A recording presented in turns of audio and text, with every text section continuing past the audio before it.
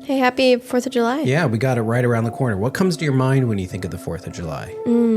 Like a big barbecue with a bunch of people. Sure. Watermelon. Yeah. And yeah. Fireworks Absolutely. in a trunk, catching the car on fire. Right. Hello and welcome to the Resilient Lineage podcast, where we reflect on the past, anticipate the future, and discover what God is up to today. I'm Olivia. And I'm Milo. And oh yeah, that's a throwback, dude. We got a little bit of a family story. We do. Where your Uncle Jay pulls out has no kids. So him with supervision. Andrew and I were younger. We were like middle school, late elementary. We're like, we're going to go spend the day with Uncle Jay and Andrew. It's going to be great. And you guys were at Grandma and Papa's house. We were at Grandma. You were on a vacation. I was out of town for work or something like that. Anyway, you were firing fireworks that were left over from the 4th of July. Right. It wasn't the actual 4th of July. Yeah, and we had like fun time. We went to this like church lot, and we were just throwing fireworks everywhere.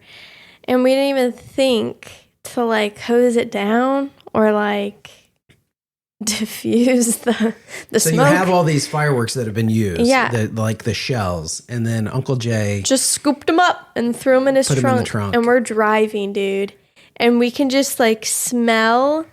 It smelled disgusting, but like, you know, when you get too close to a fire, your eyes start watering, and it's real smoky. That was the whole car ride back, and the windows were all down, and we're all like breathing for air.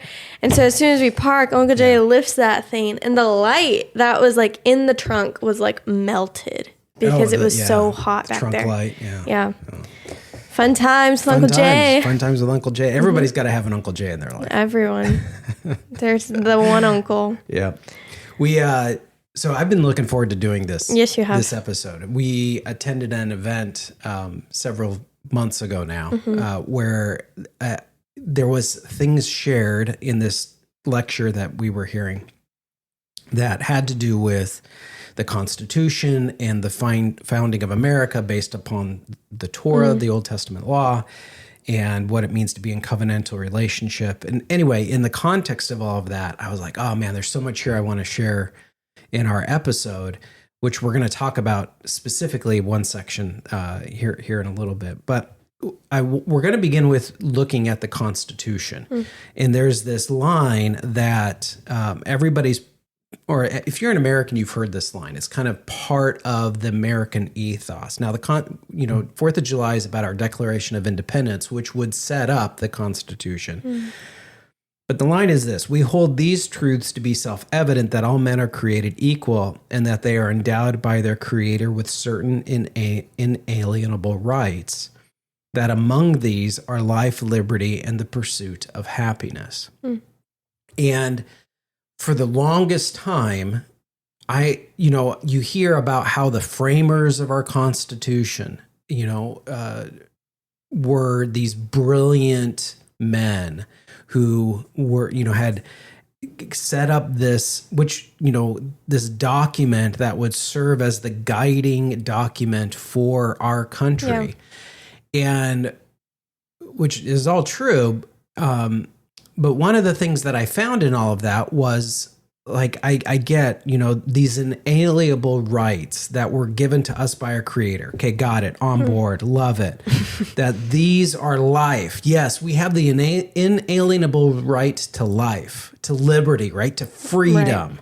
Okay, got it. And the pursuit of happiness. And that part of pursuit of happiness, to me, it didn't make any sense to me, because it feels like you go from these very heavy concepts that we're endowed with these things from our Creator. So that's a very theological statement, right? As well as a philosophical. And then what is to live with life and liberty? Okay, got it. And then happiness just feels like it's not the right word. Yeah. To match the gravity of everything that's being shared there. Do you know what I mean? Yeah, because it's like an emotional word. Yeah. It's not like I don't know what word it would need. It's just not an emotion. Because happiness that's all it is like the feeling that you have. It seems trivial. Yeah. Like the word compared to in this context, right? So when you're framing this document, and so I like for the longest time, this never really made much sense to me. It was a peculiar piece of information that I felt like it has to be more than happiness, because these other things have there's a weight to these words and concepts. So I'm missing something right here. And then I can't remember where it was. But I heard somebody talk about how the word happiness then doesn't mean what it means now. And I was like, oh, okay. And what it means today, right, is it kind of plays into, well, I think this is one of the things it means today. This is how I sort of interpret the cultural landscape. It's very individualistic and it's very consumeristic in its framing, right? So it's seen as, the pursuit of happiness is seen as the pursuit of fulfilling one's desires. Or pleasures. Yeah, personal goals, ambitions, like that's what it is, right? And then consumeristically, because we are a very consumer-driven culture, that it plays into this idea of the pursuit of happiness is the pursuit of acquiring goods and services, that I'm able to get the experiences that I want. I can go enter into these consuming things. And I, like, that's why that word doesn't fit for me in that statement. So then what does it mean? Like when the framers put that word in there, which they were, diligent with the words that they picked. These weren't casual conversations or casual efforts. The question became, well, what was the word that would go in there? Right. And so the word that they picked happiness, but it meant different things. And so that's what we're going to we're splitting this into kind of a part A and a part B, because I wanted to get into part B, but I think we have to talk about this pursuit of happiness first. Yeah. What does this mean? So, it's, this idea of happiness within the context of this sort of individualism and this consumerism. I think because we have a misunderstanding of what that word meant back in the original framers' days, it's allowed people to sort of live with, the way we're defining it now is, I think, hollowing people out. Like, think of your own life or my own life, or those that we know, that when they make their happiness their pursuit in life, how happy is their life? Low. Yeah. And so I just, some things that come out of that is, this idea of self-optimization. There's an expectation of constantly improving oneself. That's where the wellness products and the self-help and, life coaching, all that kind of stuff, which it can be good. Yeah. But, it kind of falls into that vein, or this idea of short-term gratification, kind of what we were talking about. Like, what are the things that I can get out of this? So immediate pleasures or relief from pain, leading to a cycle where there's a constant desire for more and more and more.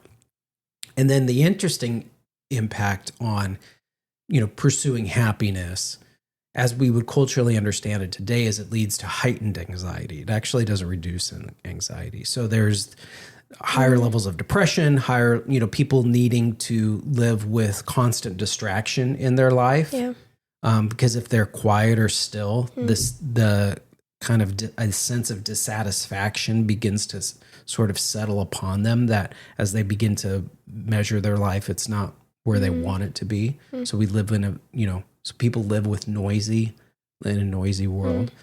And then obviously this leads to a type of spiritual bankruptcy, because our souls are not they're not designed, who we are as a people are not, God did not create us to pursue happiness the way we understand happiness today. So this begs the question, what was meant by happiness? And this is where I got encouraged. Okay, so back in the day, happiness was the pursuit of virtue. So it's better to say life, liberty, and the pursuit of virtue. Yeah. Like, when you say that, the word virtue carries a weight to it and a gravity to it. Today, that it matches that language, right? And so this is just a little bit of research that I did. As far as what were the virtues that the founders would have been mindful of, because this gets into a whole series of things related to, on the religion side, there's the cardinal virtues, which are the essential virtues. Then, but the idea is that it kind of comes from this Aristotelian Socratic way of thinking about philosophically about how does one live a life worth living? Like, what does it take to get there? And Ben Franklin, I believe he was the one that came up with these list of virtues. And Jefferson had a list. And so they all had kind of different lists, but there's a lot of overlap. So this is the one that I felt made the most sense. So think about this then, when the founders say that America is supposed to be about this inalienable right to life, liberty, and the pursuit of virtue. I think that's a better way to think about this. Think about these virtues that our founding fathers as a country thought about, how people should have the freedom to live these things out as they deem necessary, right? So the first, I'll say, we'll kind of go back and forth. I'll do the first one, temperance, right? Which is, they put, eat not to dullness, drink not to elevation, right? So you're not eating so much that you're like, I'm going to go take a nap now. Or you're drinking so much alcohol that, man, you're the life of the party, right? It's this temperance. It's like, okay, where's the middle space? Enjoy good food. It's okay to enjoy good drink, but you need to be in a place that it isn't displacing your responsibilities in life, right? You're living a temperate life. Okay, second. And then it would be silence. So that would mean like speak not what may benefit others or yourself. Avoid trifling conversations. That sounds like straight out of a proverb. It's like better for a foolish man to be quiet than a wise man to be boastful or something like that. Yeah. So, man, they weren't playing with these. Yeah, I like that. Avoid trifling conversations.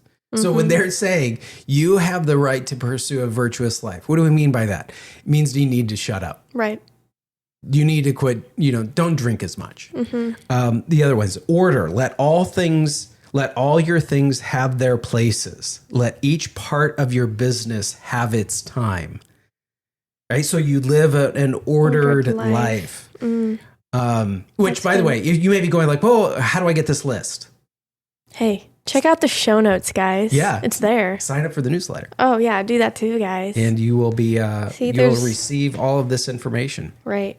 The fourth one would be resolution. So resolve to perform what you ought. Perform without fail what you resolve. Yeah. So that's like finishing what you start. What's funny is we have an episode on that. So many of this stuff, I'm looking at this. It's like so much of this is what we talk about on our podcast guys, in general. Whatever's on your heart right now to go look up, do it. We probably have an episode on it. Yeah. Frugality, make no expense, but to do good to others or yourself. Waste nothing. That's good. Man, we should do an episode on that one. Sixth one would be industry. So lose no time. Always be employed in something useful.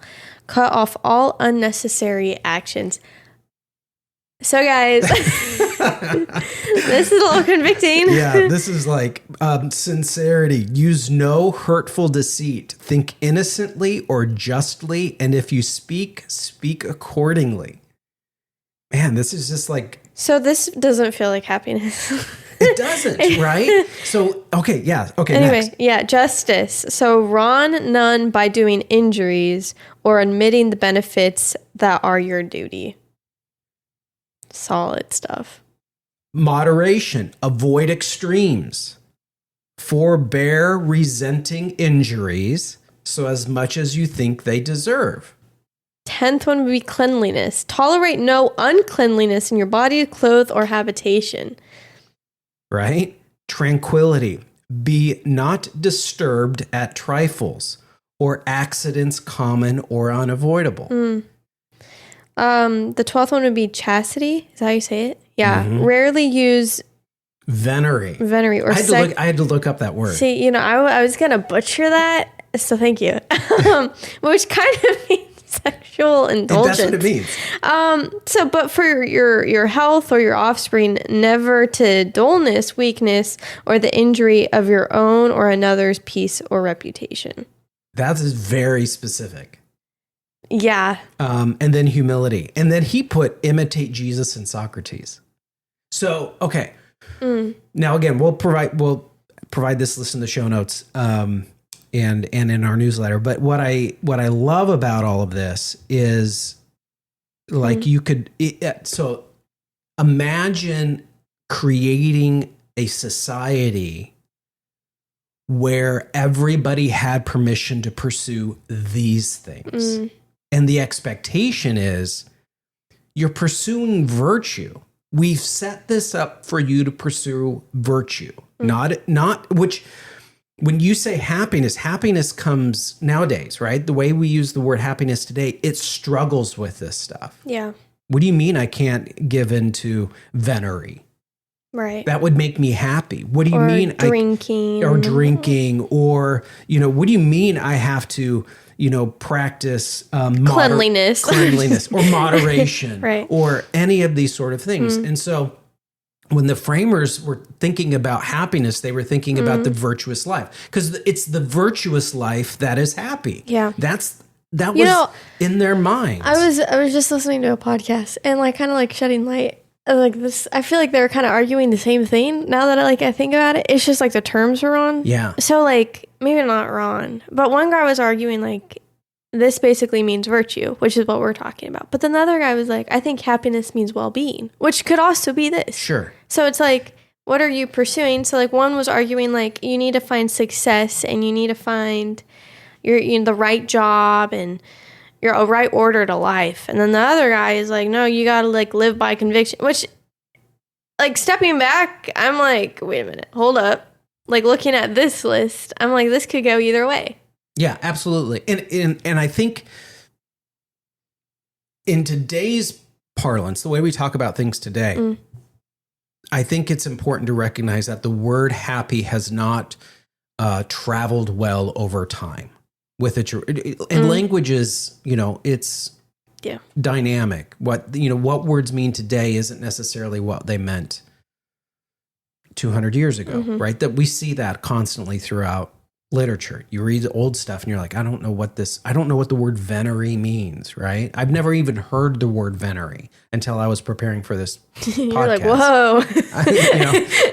Command find dictionary, right? Okay, so what that tells us is we kind of have to dig a little bit deeper and go okay, well, so what did they mean by these concepts? Yeah. And there's sort of two pieces that go with this. One is there's the expectation that people who are pursuing happiness live with a heightened sense of personal moral development, that I have a responsibility, that I've been endowed by my Creator with the inalienable right to develop moral responsibility. That's one way to think about that line in the Constitution. So the pursuit of happiness is not about becoming a better person, or it's about becoming a better person. It's not about pleasure seeking. And I think that's where we're off culturally. Yeah, they're what do you mean? In a significant way. Yeah, people would be pleasure seeking is. Yeah, and there's and then the other piece of it is self-governance, right? So the founders believed that true happiness required self-discipline and personal responsibility. There's a story in the Philadelphia, I think it's whatever the newspaper was, I think it was the Philadelphia Star. Right after they signed the Constitution, Ben Franklin was coming out of the building, and Mrs. Smith caught him on the stairs, and a reporter was there and captured this. And she said, "So tell me, Dr. Franklin, have you given us a monarch or a republic?" Because you got to remember, at the time, it was 50-50. Do we lean towards a monarchy, but we just sort of come up with a lot of a parliamentary system around it? What do we do? And because everybody loved George Washington. And he said, "We have given you a republic if you can keep it." And the idea is, if you can keep it, meaning the republic will only be as strong as you keep it, as the people have the moral virtues to hold on to it. Because if we are free, what are we free to do? We are free to do whatever we want. So that has to be aimed at something. And what the founders thought is, well, we're saying aim the pursuit of this kind of life at virtue, at becoming the person God designed you to be. Now, I'm not going to pretend Thomas Jefferson was an agnostic at best. He didn't believe in supernatural things. In fact, your mom and I were at the Library of Congress, and you could buy Thomas Jefferson's Bible, which is stripped of all the miracles. There's no resurrection. Like you open it up and the last pages, and they closed the tomb. End of story. Right? So I'm not going to pretend that our founders had these, Judeo-Christian beliefs the way, we hold them, where we believe in an act of God and the saving work of Christ, and that he wants to be present in our lives, and that we can live empowered by the Spirit to do the will of the Father. Like, I'm not going to pretend that they held to all of that. However, they did hold to a Judeo-Christian ethic that believed that our lives should be in pursuit of this virtue. Okay, so how does all of that play into the 4th of July, right? So because the 4th of July is about celebrating what? Our freedom. Right, our freedom. The question becomes then, freedom to do what? So what I wanted to share then is that you and I were at this event, and we heard this reading out of Little House on the Prairie. Little House on the Prairie. Now, when I was a kid, Little House on the Prairie was a television show that showed up at 5 p.m. 5 p.m. is crazy. Right after G.I. Joe, which was from 4:30 to 5 p.m. Oh, right. So I have your book now, mind you, it's at, we went to this talk, and it's at Regent. Yeah. I didn't know about it, and Dad knew about it. Well, I knew about it because my buddy, Rob Hines, who's been on the podcast. Yeah, so go find that episode. So these guys have, light bulbs going off in their head that I'm with, and I'm like, I'm missing something because, I've been listening to the same things you guys are listening to. Both of y'all whipped out your tablets and your phones or typing capturing notes. I'm like, bro's talking about Little House on the Prairie. What's this big revelation? Yeah. So it wasn't until I read these notes I was like, oh. Yeah, that's the big deal. So yeah. Okay, so the backstory to this. So I've got the book here. This is I'm going to read a section out of Little Town on the Prairie, which I'm not sure which. I couldn't tell you. Fits in the series, yeah. But it's towards the later end. Oh, here it is. It is 1, 2, 3, 4, 5, 6. It's the 7th book in the series, and these are your mom's books that she holds with great care. And you started bending them. And I started bending it. And I snapped. So, sorry, Mom. Yeah. I held. Olivia fixed There's already a line. Okay, so the backstory is this. They have gone into town. So they live out on the prairie. They've gone into town, and they're there to celebrate the 4th of July. Correct. And there's a public reading of the Declaration of Independence, because it's 4th of July. And it's interesting. It says that they all knew it by heart, which I love. I mean, can you imagine if every citizen in America today knew the Declaration by heart? Pretty dope. That would be crazy. I don't even think they make you memorize it to be in the service. No. Well, we don't. The Declaration of Independence is different than obviously the Constitution, but right? But in the military, we raise our right hand and swear to support and defend the Constitution of the United States. Anyway. So there's the public reading of the Declaration of Independence, and it says, then Pa began to sing. Because at the time, there's no national anthem. So he begins to sing, My Country 'Tis of Thee. And the line is, My country 'tis of thee, sweet land of liberty, of thee I sing. Long may our land be bright with freedom's holy light. Protector us by thy might, great God, our King. Now, what's interesting is the tune is to the song God save the king. And as Americans, what do we think about earthly kings? Not great. Yeah, no bueno, right? Mm-hmm. It's like, no, God is our king. Mm-hmm. So they rewrote the words from God save the king, which then it would be queen, and depending on who's on the throne, to no, my country 'tis of thee, right? So it's the same tune. Mm-hmm. All right. This is the section. Are you going to sing for us? No, I'm not going to. Oh. It says, the crowd was scattering away then, but Laura stood stock still. Suddenly, she had a completely new thought. The declaration and the song came together in her mind, and she thought, God is America's king. She thought, Americans won't obey any king on earth. Americans are free. That means they have to obey their own consciences. No king bosses Pa. He has to boss himself. Why? She thought. When I am a little older, Pa and Ma will stop telling me what to do, and there isn't anyone else who has the right to give me orders. I will have to make myself be good. Her whole mind seemed to be lighted up by that thought. This is what it means to be free. It means you have to be good.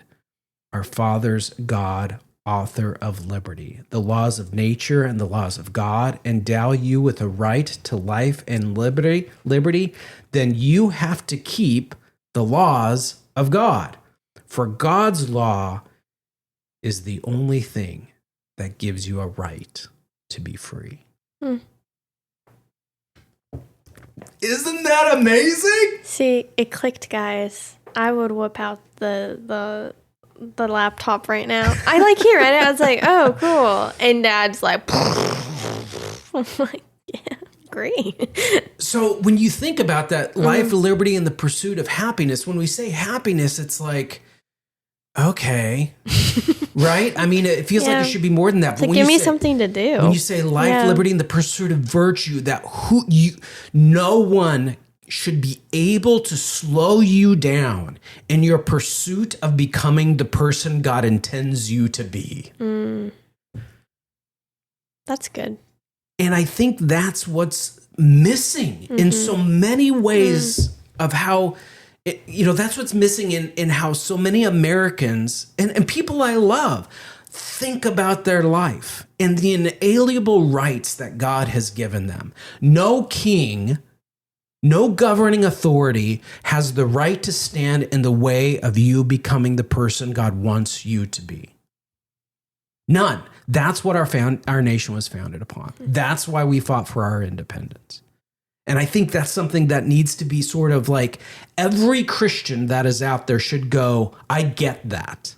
And I'm working to order my life to that end. Okay, so why? Okay, John 8:36. What did Jesus say? The Son came to set you free that you might be free indeed. So freedom is at the heart of why Christ came. Yeah. Galatians 5:1. It is for freedom that Christians has set us free, that Christ has set us free. Stand firm then, and do not let yourselves be burdened again by a yoke of slavery. What I would argue is that if you're living in pursuit of happiness, the way our common culture describes that, pleasure, the rampant desire, then you have assumed a yoke of slavery. Okay, I got to slow down because I'm getting into my preaching mode. Have you noticed? Yeah, you did. As soon as you were done reading. Okay. 2 Corinthians 3:17. Where the Spirit of the Lord is, there's freedom. It says that every Liberty University student, that's their key. Is that their key verse? Okay. All right, so this is, do you want to read the next section? Yeah. Okay. Freedom from and freedom for. And I, thinking about this, around 4th of July, we always think about we're free from this. Yeah. And it's okay, what are we free to do now? If we're just so caught up on the free from. So we have freedom from sin, not just freedom from external rulers, but freedom from an internal bondage of sin. We have freedom for good, the ability to choose good and to live in right relationship with God, others, and self-creation. And we have the freedom for responsibility. Like Laura's idea, but the power and the guidance of the Holy Spirit. I think that's beautiful. So, with that said, we have reflection questions, don't we? Yeah. Yeah. Okay, so the question is this. Does my life reflect a person who is shaped by pursuing the good feels or pursuing virtue? And I imagine, it's worth kind of considering different parts of our life where those things need to be considered. If you hear little bells in the background, it's because our cat's in the room cleaning herself. We should have just kept her upstairs, but it's fine. Yeah. Anyway, she wants to be with us. She wants to have her moment in the podcast. She really does. Yeah, she was roaming. But I think that's where, like, for some of us, we can, it's not an either or, right? That I think there can be some parts of our life that they're not completely surrendered to the Lord. They should be, but they're not. Yeah. And so then, what does it look like to go? Okay, what parts of my life do I need to reevaluate and investigate and kind of go like, all right, Lord, what does it look like to live virtuously in that area? Whether it's, like the list of things we went over in my speech, in the way I manage my time, in the way I, order my life, like whatever it is. Yeah. Or, where are those pockets that the good feels hold a priority that's higher than they should be?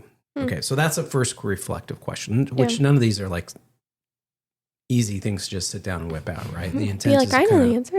Live with this. Okay, so the first one, does my life reflect a person who is shaped by pursuing the good feels or pursuing virtue? Second question. Yeah, does my life reflect a person who lives with personal liberty or enslaved by carnal desire?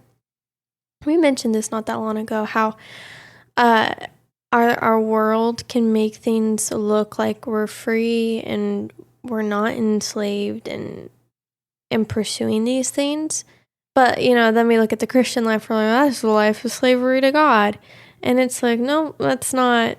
It's the exact opposite. What's it called? Like the upside down kingdom, where the world looks like it's free, but you're actually going to get yourself enslaved. But then from an outside Christian perspective, it can look like Christianity is a form of slavery when actually that's where you find the most freedom. Yeah, it is freedom. Yeah.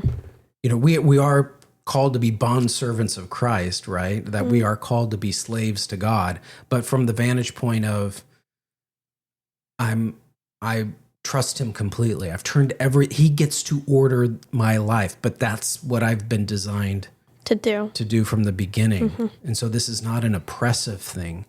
This is me living out what is best for me, because he knows what's best for me. And then the third question, does my life reflect someone who has made God their king? And I think I think that can be the hardest thing for a lot of people to wrestle with. Is we in America, we are so anachronistic to monarchies. Like, we just don't like to have authorities rule over us, which I understand why, and I can appreciate politically why we've chosen that path. But that entrenched idea can come at the expense of understanding what it means for God to be ruler of my life. Is he ordering? Is he leading? When he asks me to stop or tells me to stop doing something, have I stopped? To what extent what are the areas in my life that yes, he is ruling, and then what are the areas in my life that he's not? So we wanted to go over these things this 4th of July. And then have that cookout. Generate this conversation. There may be some folks that are like, this is a pretty intense conversation to have with people, which it is. But I think it would be interesting to kind of, to what extent you can, like, what does it look like to pursue virtue?